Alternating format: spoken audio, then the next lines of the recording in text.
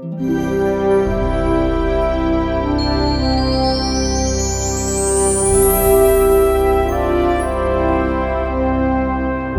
major part of the High Tatra National Park is located in Slovakia and extends to Poland.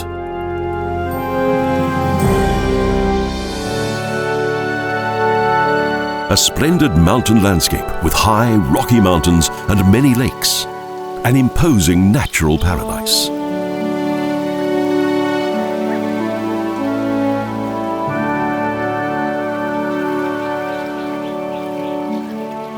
It was founded in 1947 and given the nickname of Crown of Slovakia.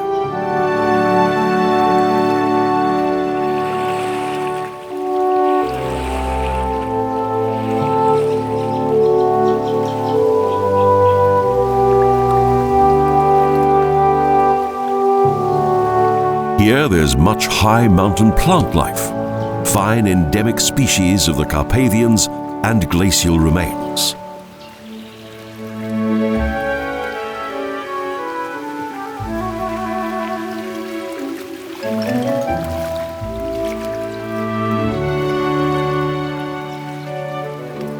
A healthy tree population surrounds crystal clear mountain lakes and flora which came into existence at the end of the last ice age.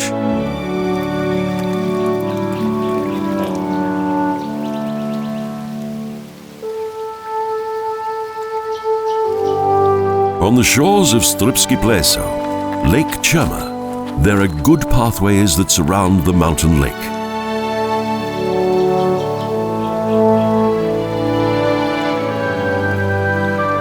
Also situated here is Slovakia's highest settlement, which has been a health resort since the end of the 19th century.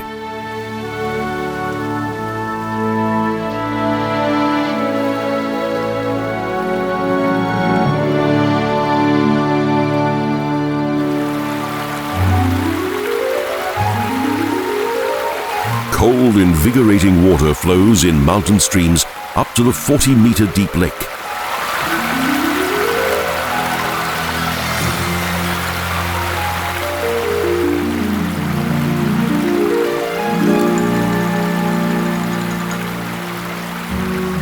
The forests are thriving well considering the devastating storm that occurred in 2004.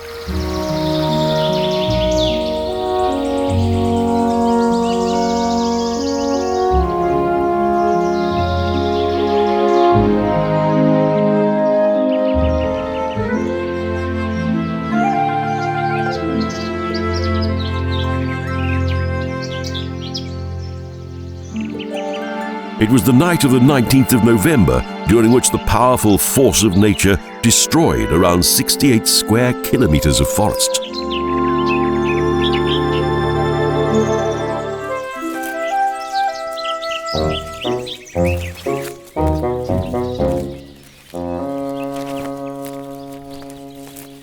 Wild boar roam freely in the extensive natural landscape.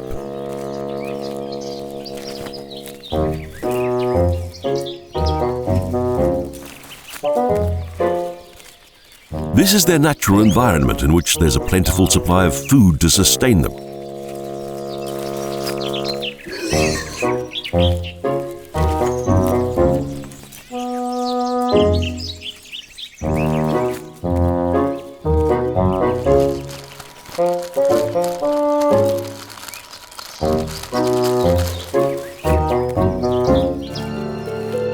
The wild, romantic landscape is totally natural, including its streams, thus the perfect habitat for both its fauna and flora.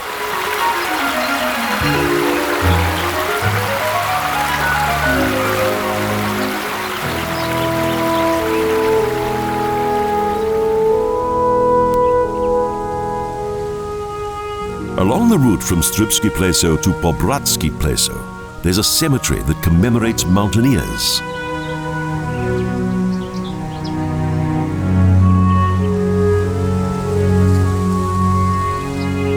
The memorial for the victims in the High Tatra is located below a steep rock face.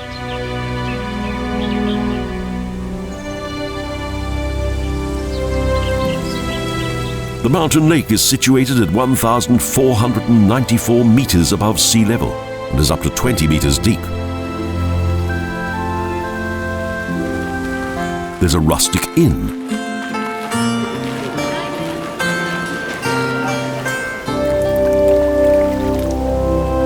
It was once believed that these lakes possessed a subterranean link to the oceans.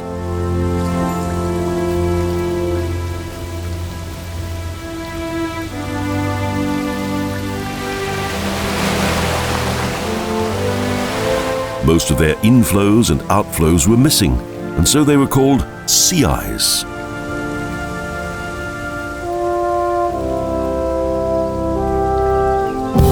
The High Tatra is the smallest high mountain in Europe.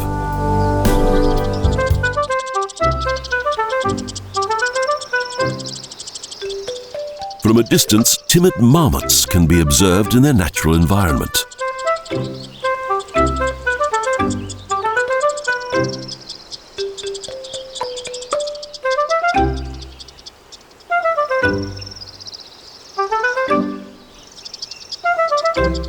The pups are full of energy, while the elders keep a keen eye out for would-be predators.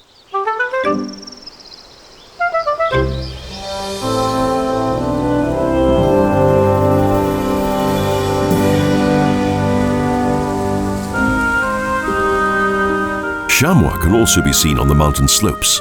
In summer, between 15 and 30 of them live in herds, which disband in winter.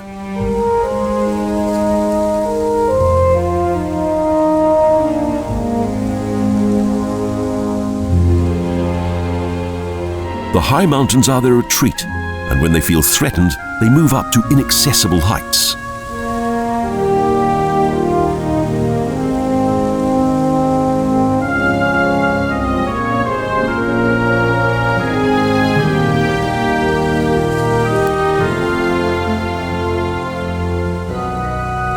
Alpine Ibex claim this high-altitude region for themselves.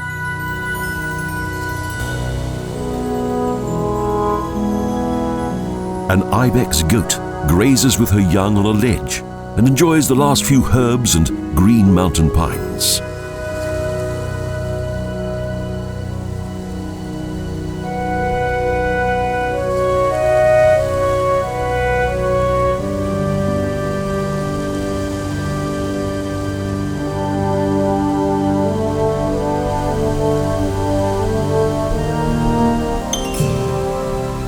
Its deeply divided hooves and rubber-like ball on the toe help these animals to gain a good foothold to climb and jump.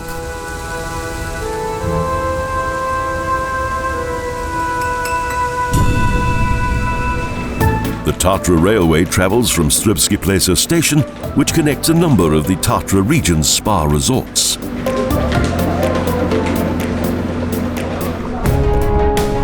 At first, the line travels along a mountain road.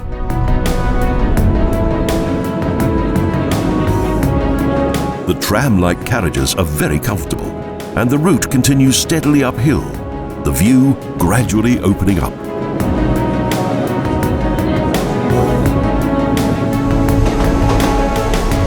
The railway has become an indispensable means of transport for growing Tatra tourism. After several short stops, we arrive at the oldest Tatra community, Strarý Smokovec.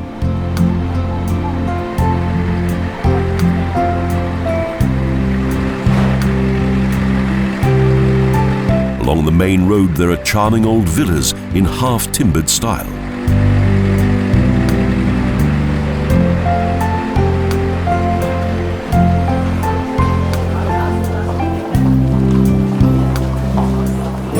There's a modern town hall that reflects the progress and prosperity of the local community.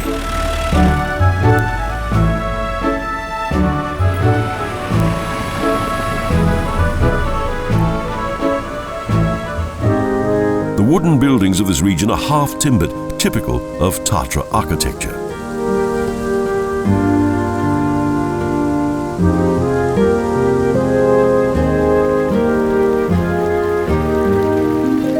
The framed Smokovecha Keselka medicinal spring has a story attached to it. A count once met a gorgeous girl who was drinking water from the spring.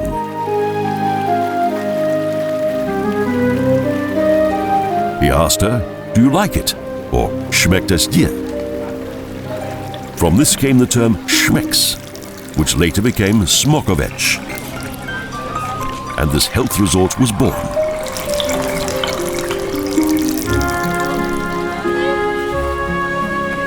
On July 3, 1995, Pope John Paul II visited the Roman Catholic Church of the Virgin Mary.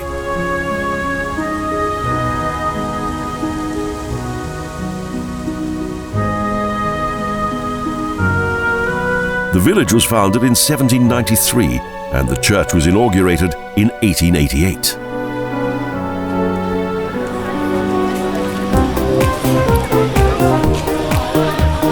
A short funicular ride travels from Strarý Smokovec up to the Hřběnok.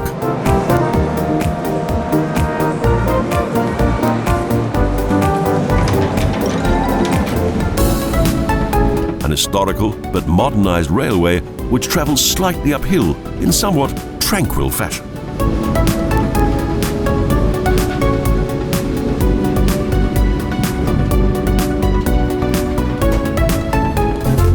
The mountain station is located at an altitude of 1,272 meters. Her Majesty Queen Elizabeth II once visited.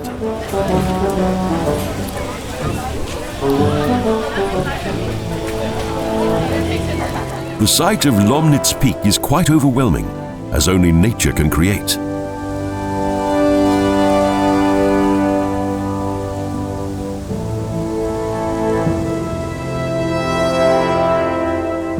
High above is the cable car station and observatory dome.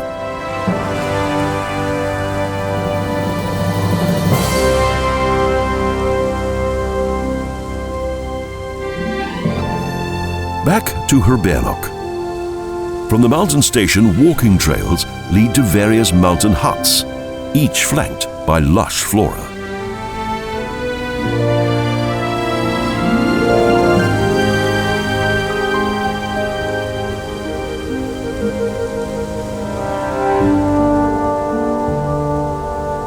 Here too are the scars of the great storm, which are gradually healing.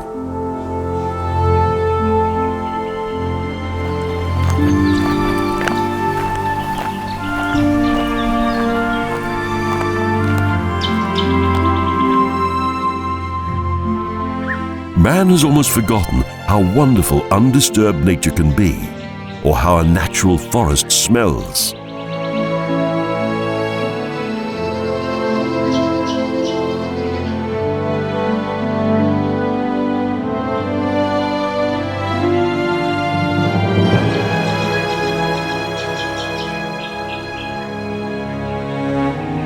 Here, dead trees are allowed to rot.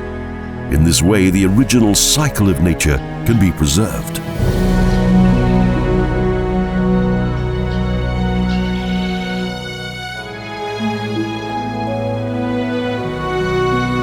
Life begins again while the mountains look on.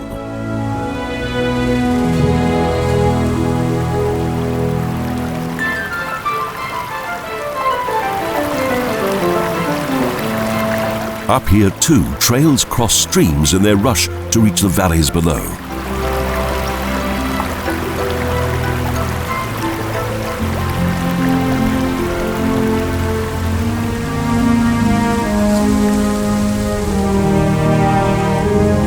Mountain plants such as the Tatra bellflower line the paths, as well as valuable endemism from tertiary times.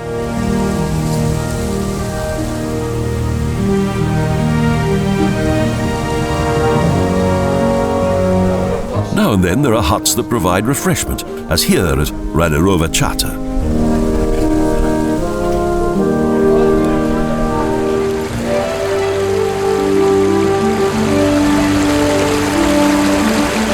Next, a wild mountain stream blocks the way. A far different scene when there's heavy rainfall.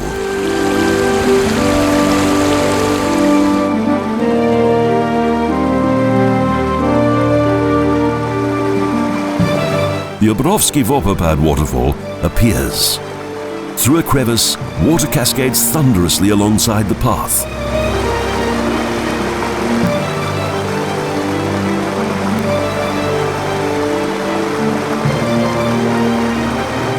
dramatic sight, made wonderful by its natural splendor.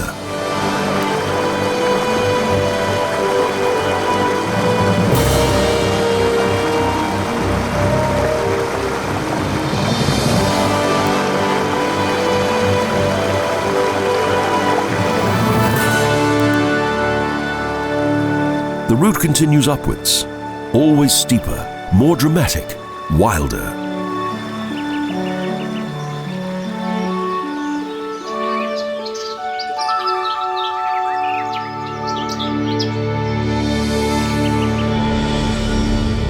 Between huge boulders and trees, there's a fine view of the valley.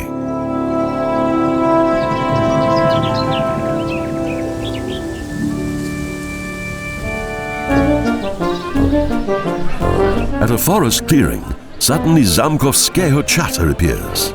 Again, a hut with refreshments.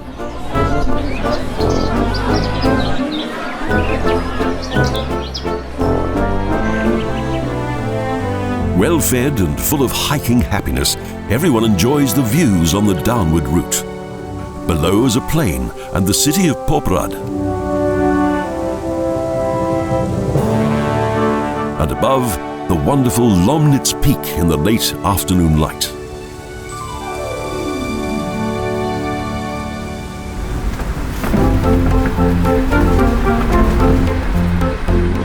The Tatra Railway continues. It brings to mind the origin of this railway that was planned and constructed in imperial times.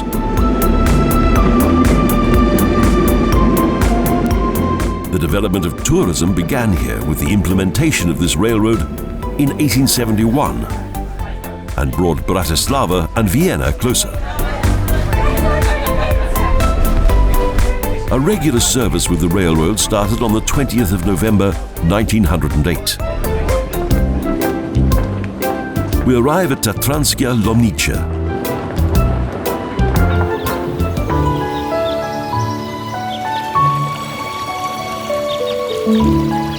In 1892, the first spa and spacious parks were built with government assistance.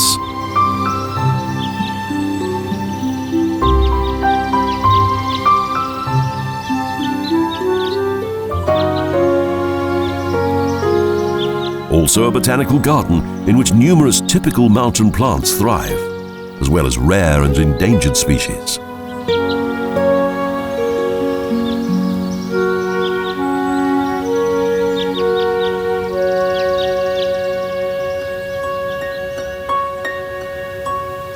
Well-kept wooden and stone paths lead through the more than 3-hectare grounds, which include various types of vegetation.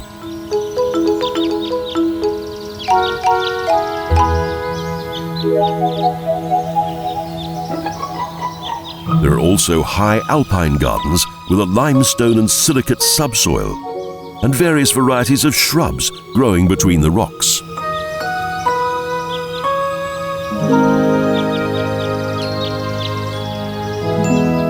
There's a mountain path and tiny bridges across various watercourses that are bordered by natural circular stones.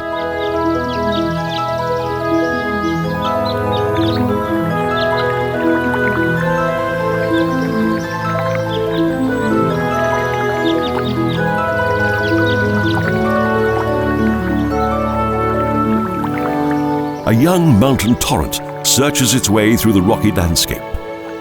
Everything appears so natural that it's easy to forget that all this was created by mere humans. Between the rocks there are endemic species of plants and flowers, and also glacial relics.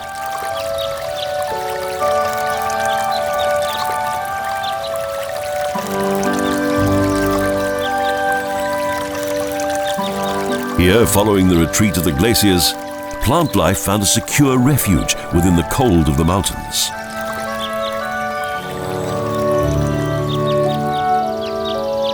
The Botanical Garden helps us to understand this natural paradise.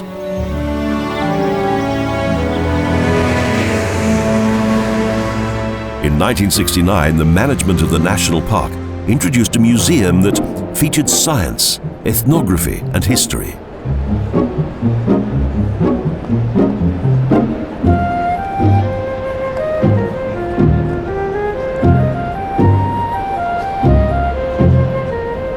wildlife of the Tatra region is also on display and contains many examples of the region's creatures, both common and rare.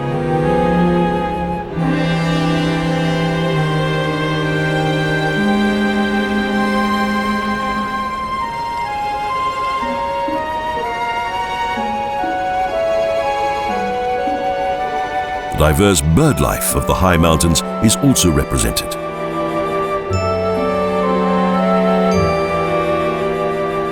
Many visitors are surprised at the large number of animal species that inhabit the Tatra region.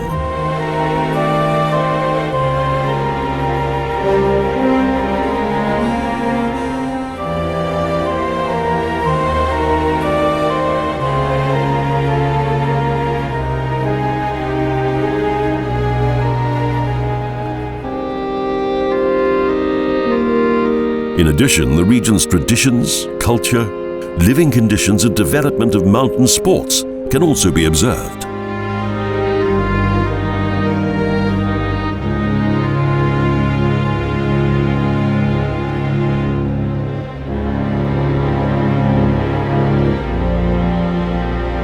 Colourful national costumes are presented in many ways, plus shepherds and charcoal burners of the Goral tribe.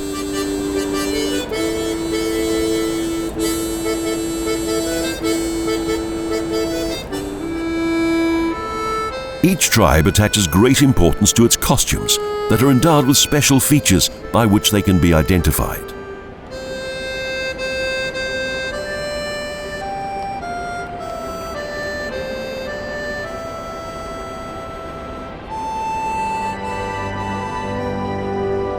There's a particularly impressive replica of the mountain landscape of the High Tatra. The stalactite cave of Bella is one of the biggest attractions.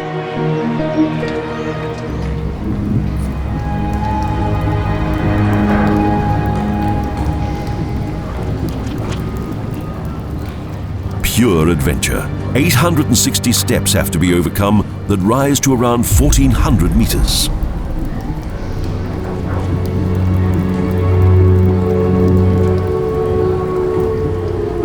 Gold diggers knew of this place in the 18th century. However, the cave remained unexplored until the end of the 19th century.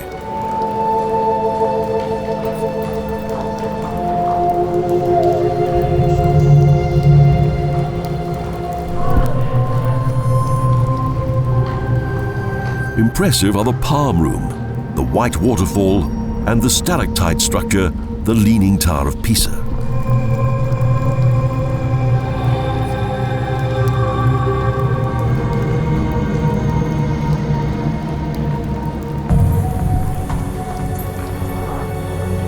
This cave system was not formed by underground streams, but by snow and icy water, as well as heavy rainfall.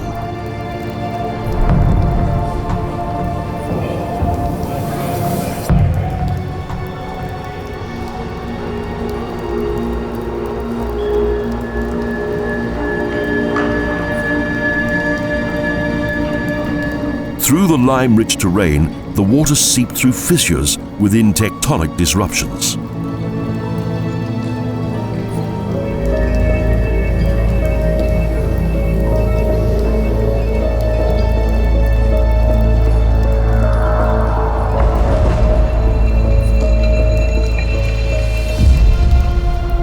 This process gradually hollowed out and thus formed a 1,752-meter-long cave system with a drop of 160 meters.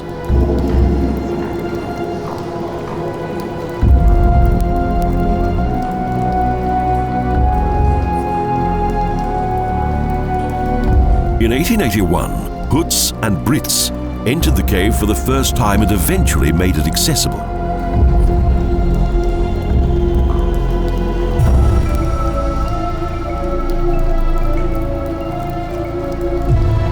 Since 1896, the cave has been illuminated electrically and open to the public. An extraordinary wonder of nature.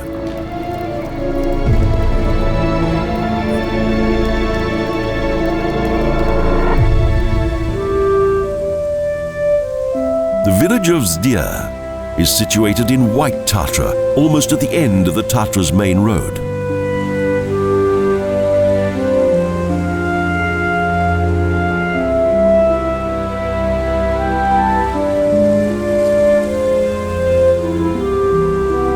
For several years, Gorals lived in this street village in which they carried out their ancient traditions.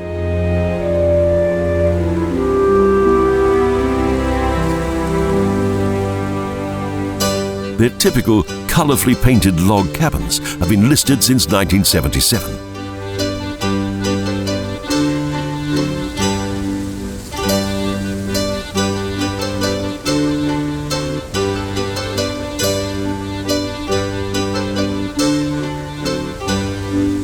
From an architectural point of view, these buildings are similar to those in Bavaria and the Tyrol.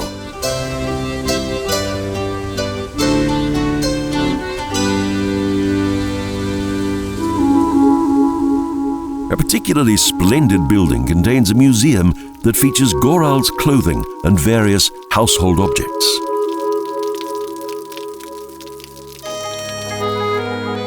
It includes furniture, handicrafts, and everyday items. A depiction of how people once lived here.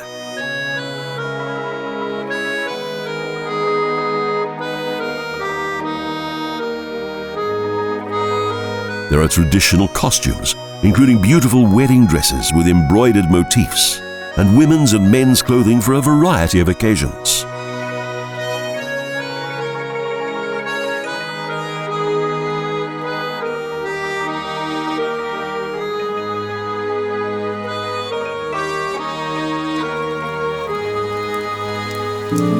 Close to the Polish border, a number of maple trees.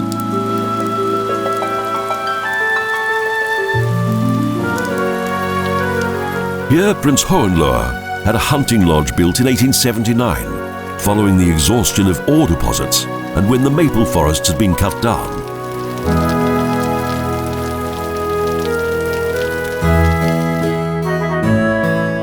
The prince chose this location as a living space for both himself, his guests, and his passion for hunting.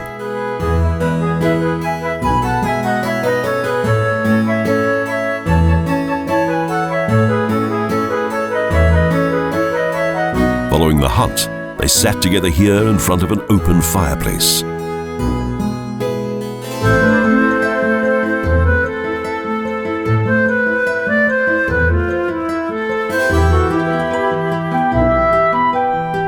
Soon the small hunting lodge was overflowing with trophies, as the prince had another great passion: collecting.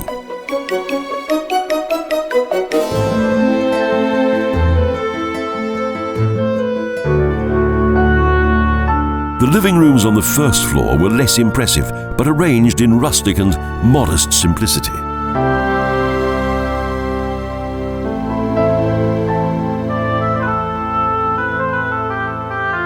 The dining room with its large table in longitudinal design is somewhat plain. But the magnificent tiled stove attracts everyone's attention.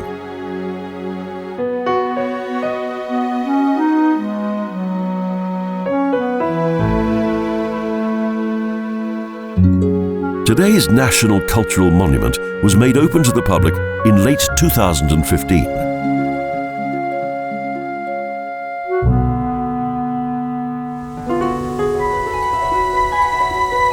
In the 19th century, the wood of the forests of the Maple Valley was burned in the ovens of the former smelting works and paper mill.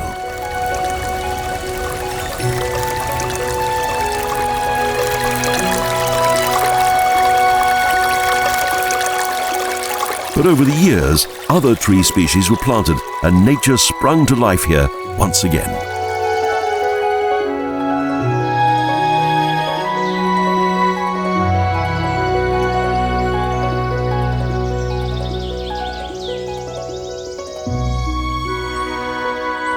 Here on the Polish border, the Polish north of the High Tatra was placed under environmental conservation 5 years later.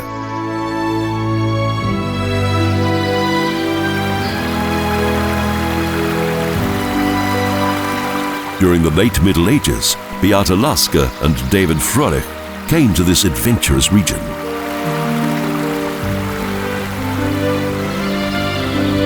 Their visits had the character of an expedition.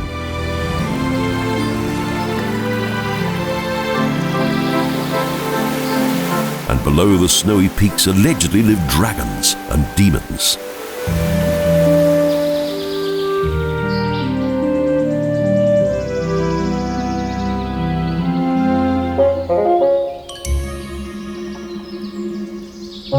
But in reality, the mountains were inhabited by the wildlife we know today, such as this herd of deer.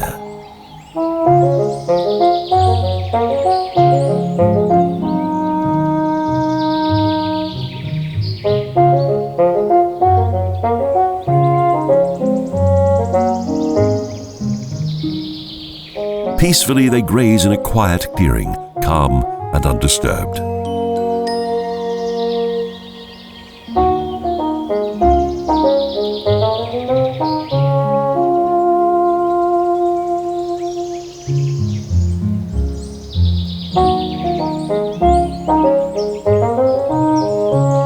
It's only when the stag gives a signal that they move on to their next feeding place.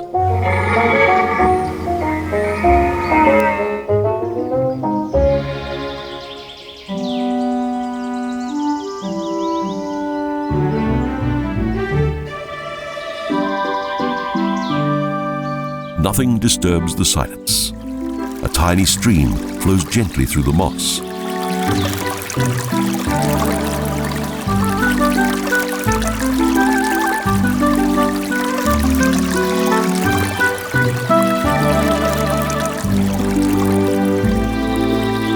A narrow path, nestled close to steep cliffs, leads into the rugged forest area.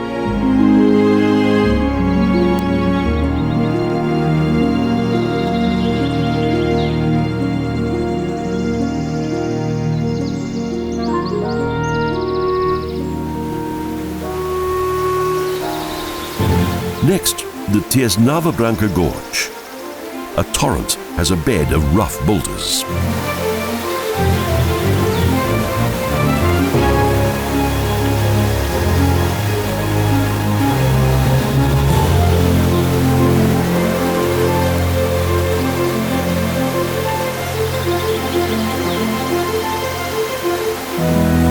The forest here is truly pristine.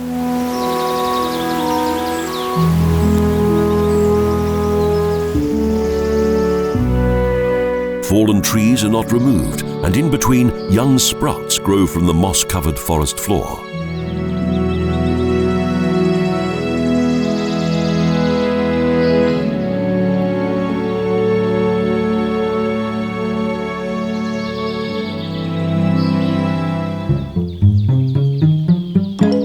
Sometimes wildlife can be spotted in this European wilderness, much of which has become extinct.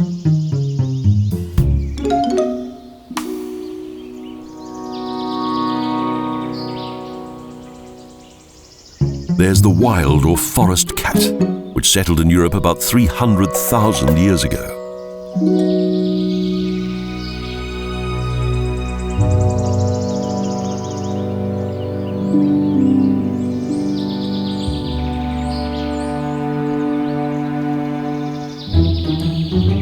The lynx is also a member of the cat family, and after the bear and wolf is the largest land predator native to Europe.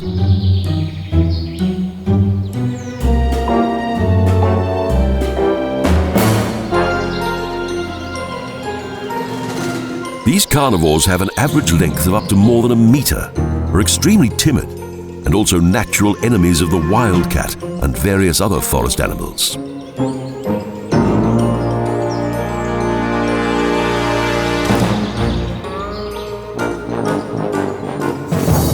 Cautiously, the lynx sneaks in the forest undergrowth with its freshly killed prey. The work is done. Now it's time for grooming.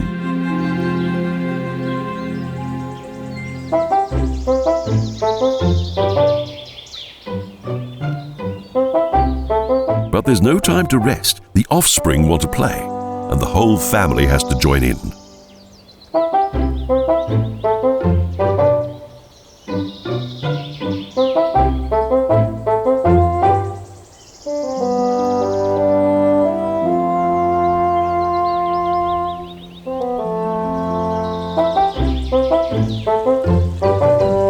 The border region in particular is isolated and unspoiled. Its many hiking trails are little used.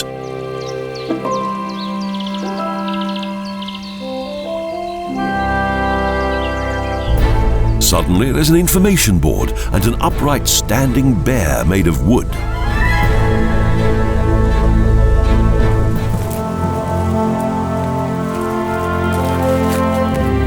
This is the habitat of the brown bear.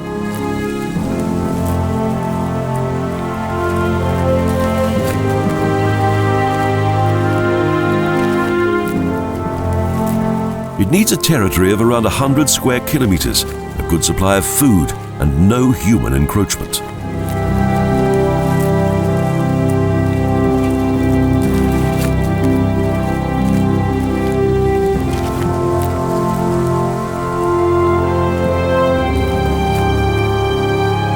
The brown bear needs a sheltered cave for hibernation in late autumn.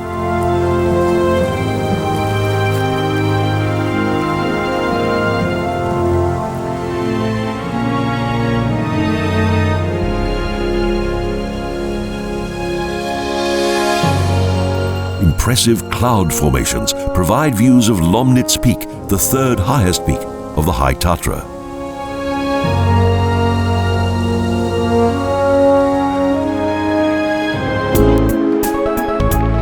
On the northern edge of Tatranská Lomnica is a cable car station.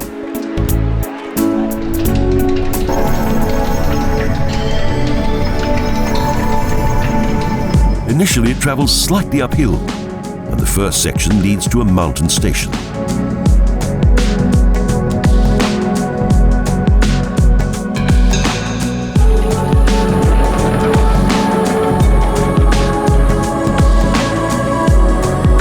In winter, there are snow-covered mountain slopes, and in summer, easy hiking trails.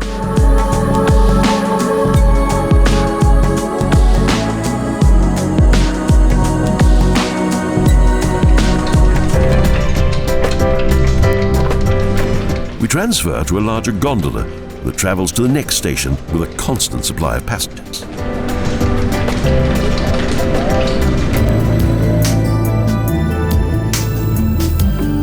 It's becoming increasingly remote. The gondolas float above trees that have adapted to the rugged mountain terrain.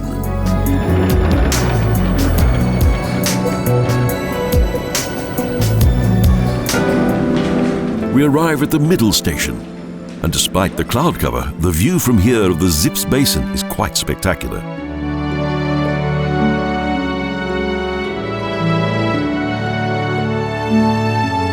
It was created during the last ice age.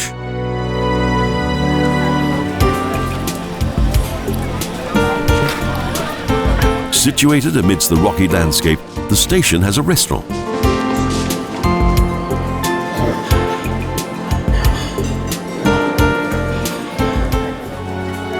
Close by is Strarý Pleso, a small and mysterious shimmering lake, one of more than 100 of the region's mountain lakes.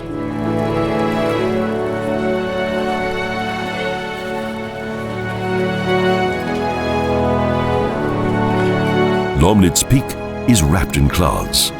Its rock walls are gradually becoming covered by dwarf pines that stretch down to the lake.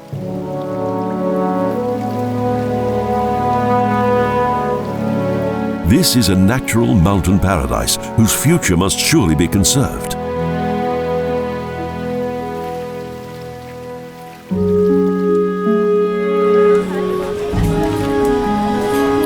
A short excursion leads to a nearby hilltop observatory. Here, solar energy is investigated and the cosmos observed. Everywhere are high alpine tatra bluebells and leopard's banes.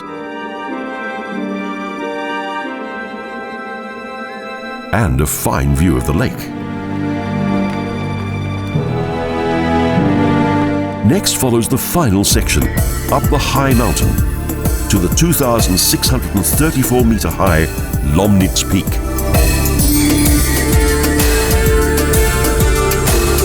The gondola soon reaches the exit station. The journey can begin.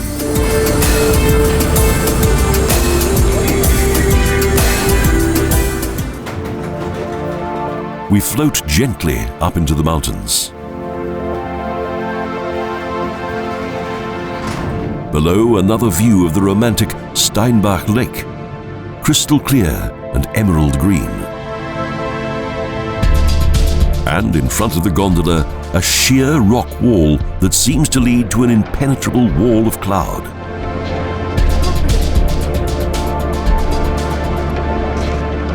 A feeling of both uncertainty and risk pervades the air. Little more can be seen, neither up nor down. Suddenly, and thankfully, the upper station appears. We exit on a mountain peak at an altitude of 2,600 meters.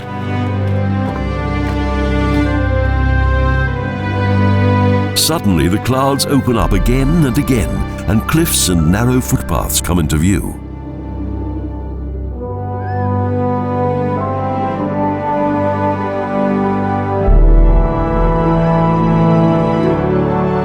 The surrounding area is remarkable, with the ridges and peaks of the Tatra displayed in all of their full majesty.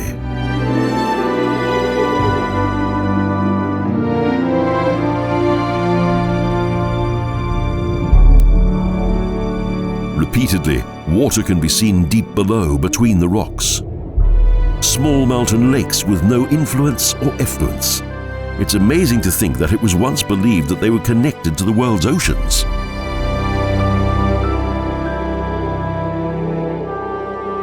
Since the sharply divided main ridge is relatively short, the Tatra is regarded as the smallest high mountain range in the world. The cable car and an observatory were built here in 1940.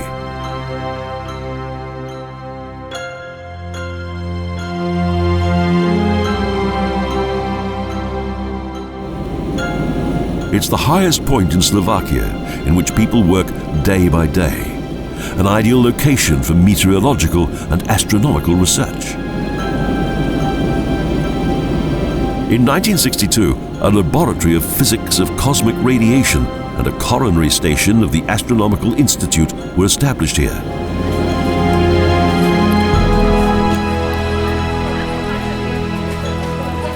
Thousands of years ago, these mountains were formed by glaciers, now since long gone.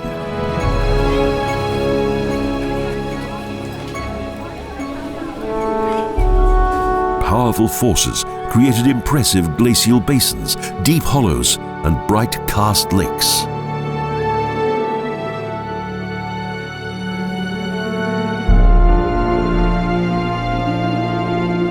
What has emerged here is an imposing natural paradise.